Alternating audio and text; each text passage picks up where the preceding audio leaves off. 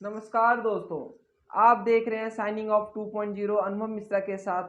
आज का टॉपिक है हमारा कि क्या भारत का जो नोट है उसमें कोई बदलाव होने वाला है, क्योंकि वित्त मंत्रालय के द्वारा एक गाइडलाइन जारी किया गया है जिसमें ये कहा गया है कि आने वाले वक्त में होने वाला है नोट में बदलाव। वो बदलाव ये है कि महात्मा गांधी के चित्र के साथ साथ आपका अब्दुल कलाम आजाद का और साथ ही साथ आपका रविन्द्रनाथ टैगोर जी का फोटो आपके नोट पे दिखने वाला है। आज का टॉपिक हमारा यही रहेगा कि क्या भारत में वाकई में होने वाला है नोट में बहुत बड़ा बदलाव, जिसमें कि आपका महात्मा गांधी के साथ साथ रविन्द्रनाथ टैगोर और अब्दुल कलाम आजाद के भी उसमें फोटो होंगे।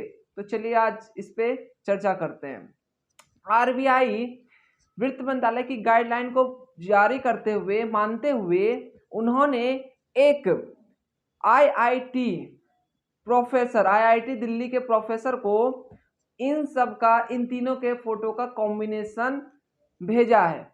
और ये जो आरबीआई है वो इनके SPMCI security printing and minting corporation of India के साथ मिल करके आईआईटी एक दिल्ली के प्रोफेसर जिनका नाम दिलीप टी साहनी है उनको मॉडल भिजवाया है इन तीनों के फोटो का। दिलीप टी साहनी को इन फोटो को कॉम्बिनेशन इसलिए भेजा गया है क्योंकि ये इलेक्ट्रोमैग्नेटिक इंस्ट्रूमेंट्स में काफी विख्यात हैं, इसलिए इन्हें ये दोनों की कॉम्बिनेशन भेजी गई है कि क्या आने वाले वक्त में नोट पे सिर्फ और सिर्फ महात्मा गांधी का फोटो रहना चाहिए, या फिर महात्मा गांधी रविन्द्रनाथ टैगोर का फोटो होना चाहिए, या फिर रविन्द्रनाथ टैगोर कलाम जी का फोटो होना चाहिए, या फिर तीनों का कॉम्बिनेशन होना चाहिए।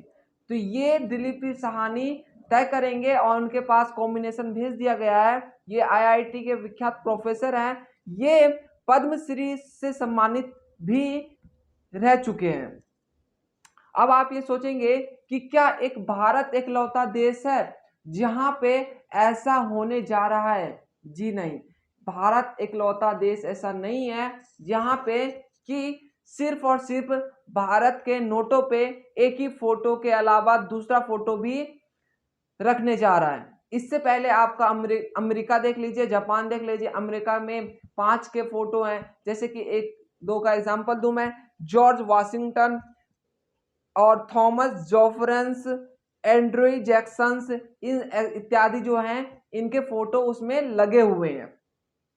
और जापान भी ऐसा ही करता है, जापान का भी ऐसा ही है कि वहां पे एक का नहीं बहुत सारे का उनके नोटों पे फोटो है।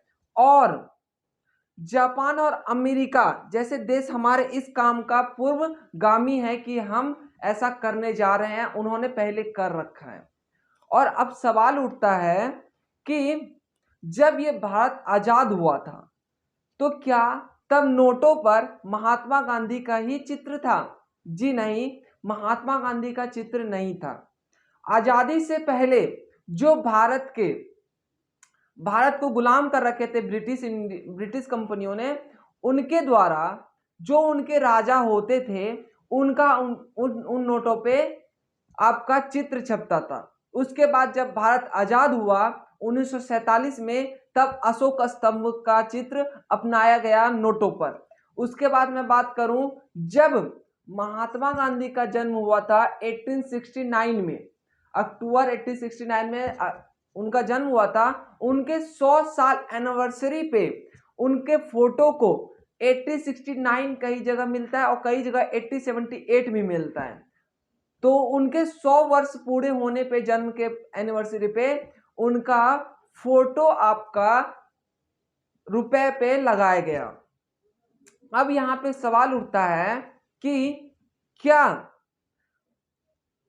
भारत का रुपए से हमेशा ही नाम रहा है कि रुपए ही नाम होगा भारत के करेंसी का? जी नहीं, ऐसा नहीं था। भारत ने सबसे पहले शेरशाह सूरी ने 1540 से 1545 तक करेंसी का नाम रुपए दिया था। और वो भी रुपए का नहीं दिया था उसने। जो शेरशाह सूरी थे वो 1540 से 45 के बीच में उन्होंने चांदी के सिक्के को रुपए का नाम दिया था। 1969 से पहले हमारे नोट पर जो थे अशोक स्तंभ थे, उस और आजादी से पहले जो राजा हुआ करते ब्रिटिश कंपनी के, उनके चित्र थे। नोट कहां कहां छपते हैं थोड़ा इसके बारे में जान लेते हैं। ये पूरा आपका था विश्लेषण कि क्या आने वाले वक्त में हो सकता है कि नोट पे इनका कॉम्बिनेशन दिख सकता है, रविन्द्रनाथ टैगोर, कलाम साहब और महात्मा गांधी जी का। हो सकता है क्योंकि इनका कॉम्बिनेशन भेज दिया गया है दिलीप टी साहनी के पास। अब आने वाले वक्त में देखते हैं क्या होता है। और नोट्स के बारे में थोड़ा चर्चा कर लेते हैं करंट अफेयर्स की। तो नोट कहाँ कहाँ छपते हैं?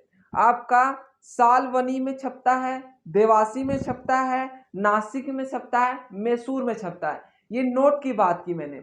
अब वहीं पे सिक्के की बात करूं तो सिक्का आपका हैदराबाद में छपता है, मुंबई में छपता है, कोलकाता में छपता है और आपका नोएडा में छपता है। ये सिक्के की बात की। और मैं अगर बात करूं पहला निर्गत नोट 1 रुपए का था जो कि 1949 में चलन में आया था, जिस पर सारनाथ अशोक स्तंभ का चित्र था। और रिजर्व बैंक ऑफ इंडिया के गवर्नर वाई.वी. रेड्डी के कार्यकाल के दौरान 2005 में निर्गमित होने वाले नोटों पर नोटों के जो ईयर थे वो छपना स्टार्ट हुआ। रिजर्व बैंक द्वारा निर्गत सभी नोटों पर 17 भाषाओं को इंगित किया गया। भारतीय रुपए 1957 तक 16 आनों में विभाजित था। वहीं 1957 में मुद्रा की दशमलव प्रणाली अपनाई गई, जिसमें 1 रुपए को 100 समान पैसों में बांटा गया।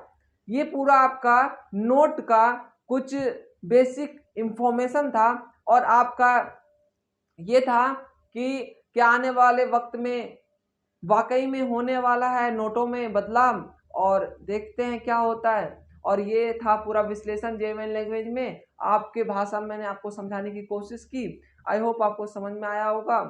और आज के लिए इतना ही। देखते रहिए अनुपम मिश्रा का साइन ऑफ 2.0। हाँ, इससे पहले जाने से पहले आप लाइक, शेयर और सब्सक्राइब करना बिल्कुल ना भूलें। ठीक है, धन्यवाद।